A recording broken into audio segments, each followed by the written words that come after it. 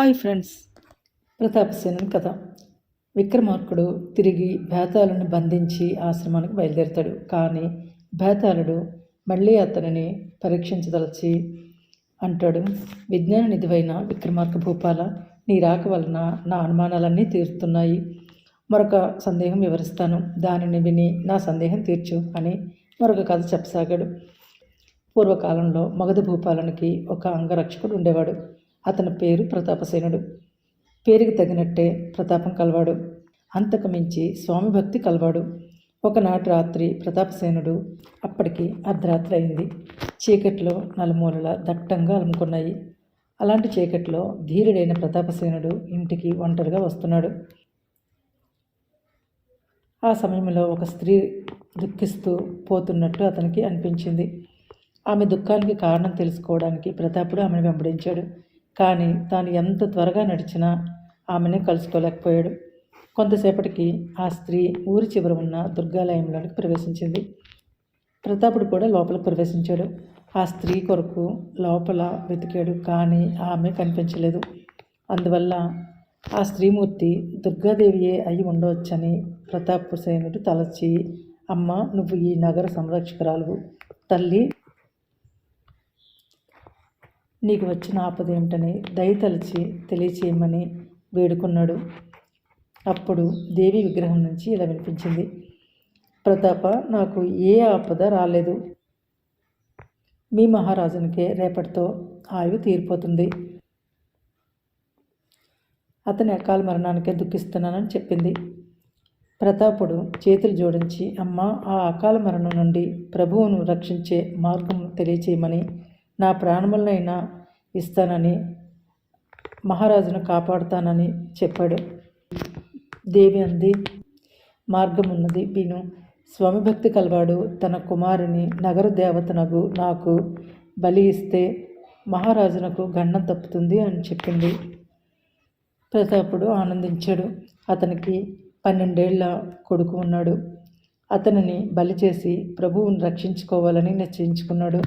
వెంటనే ఇంటికి వెళ్ళాడు. ప్రతాపుని భార్య కూడా పతి గుణములకు తీసిపోయింది కాదు. ప్రతాపుడు గుడి నుండి వచ్చి తన ఇంటికి పోవుట నగర పాలకులకు గూఢచారులు గమనించారు. ఇంటి లోపలికి కిటికీల నుండి చూశారు. లోపల ప్రతాపుడు భార్యతో గుసగుసలాడటం, మధ్య మధ్య మహారాజు శబ్దం రావడం వల్ల వారికి అనుమానం కలిగింది. వారిలో ఒకడు మహారాజుకి ఆ విషయం చెప్పడానికి వెళ్ళాడు. ఇంకొకడు ముందు ఏం జరుగుతుందో అని ఆ ప్రాంతంలోనే దాక్కుని ఉన్నాడు. లోపలికి పోయిన ప్రతాపుడు జరిగిన సంగతి అంతా భార్యకి తెలియచేశాడు. ఇప్పుడు మనం ప్రభువుని రక్షించుకోవాలి. మన పుత్రుని కంటే దేశమునకు మహారాజు ముఖ్యం కాబట్టి మన పుత్రుని దేవికి కానుకగా ఇద్దామని, ప్రభువుని కాపాడుకుందామని చెప్పాడు. భర్త మాటలకు ఆమె మనసులో బాధపడింది. కానీ ఆ బాధను పైకి కనపడనీయక, అంతకంటే మనకు కావాల్సిందేముంది, అలాగే చేద్దాము, రాజు బాగుంటే రాజ్యం బాగుంటుంది కదా అని ఒప్పుకుంది. ప్రతాపుడు ఆమె మాటలకు ఆనందించాడు. ఆ దంపతులు వెంటనే పడుకుని ఉన్న కుమారుని లేపి తమ నిర్ణయాన్ని తెలియజేస్తారు. కుమారుడు కూడా అంగీకరిస్తాడు. ప్రతాపుడు అప్పుడే కుమారుని వెంట పెట్టుకుని దుర్గాలయానికి బయలుదేరుతాడు. వారి వెంట ప్రతాపుని భార్య కూడా ఉంది. వీరు బయలుదేరిన 2 నిమిషాలకే మహారాజు కూడా అక్కడికి వస్తాడు. అక్కడ ఉన్న గూఢచారి, మహారాజా, ప్రతాపసేనుడు ఇప్పుడే తన భార్య పుత్రులతో ఇటు వెళ్ళాడు అని చెప్తాడు. మహారాజు వెంటనే ప్రతాపసేనుడు వెళ్ళిన మార్గంలో బయలుదేరుతాడు. ప్రతాపసేనుడు తిన్నగా భార్య పుత్రులతో దుర్గాలయానికి వెళ్ళాడు. మహారాజు కూడా ఆలయంలోకి ప్రవేశించి వారేం చేస్తున్నారో చూడడానికి రహస్యంగా పొంచి ఉండి చూడసాగాడు. ప్రతాపసేనుడు దేవిని పూజించి పుత్రునికి తిలకం పెట్టి, అమ్మ, ఈ బాలుడు నా పుత్రుడు, వీనిని మనస్ఫూర్తిగా నీకు సమర్పిస్తున్నాను. వీరిని స్వీకరించి మా ప్రభువుకు అకాల మరణం నుండి తప్పించు అని, అతని వంశం ఉద్ధరింపు అని పలికి ఖడ్గంతో కుమారుని మెడ ఖండించాడు.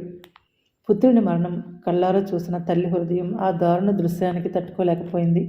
వెంటనే భర్త చేతిలో ఉన్న ఖడ్గాన్ని తీసుకొని పొడుచుకొని మరణించింది. ప్రతాపునికి భార్య మరణంతో జీవితం మీద విరక్తి పుట్టింది. అమ్మ, మా జీవితంలో ఏమైనా పర్వాలేదు, ప్రభువుని కాపాడు, నీ మాటను నిలబెట్టుకో అని పలికి తాను కూడా కత్తితో పొడుచుకొని మరణించాడు. క్షణాల మీద వారు ముగ్గురు దేవికి బలైపోయారు. మహారాజు ఆ దృశ్యమంతా చూసి, స్వామిభక్తి పరుడకు ప్రతాపుని వంటి వాడు నాకిక లభ్యమగునా? నాకే త్యాగం చేసిన ఈ మహావీరుని రుణము నేనెలా తీర్చుకోగలను? ఇలాంటి ప్రభుభక్తి పరాయణుడిని విడిచి జీవించడం కంటే హీనం ఇంకొకటి ఉందా అని తలచి తాను కూడా మరణించడానికి కత్తినెత్తాడు. అప్పుడు దుర్గాదేవి ప్రత్యక్షమే, మహారాజా తొందరపడకు. మీ ఇద్దరికి బండారులపై గల భక్తి విశ్వాసములను గమనించడానికి నేను ఈ నాటకం ఆడాను.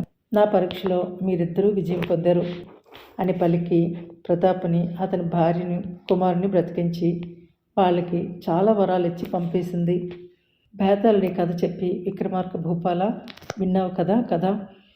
ఇందులో త్యాగమూర్తి ఎవరని ప్రశ్నించాడు. మీరు ఆలోచించండి. ఈ కథలో ఎవరి త్యాగం గొప్పదో కామెంట్ చేయండి.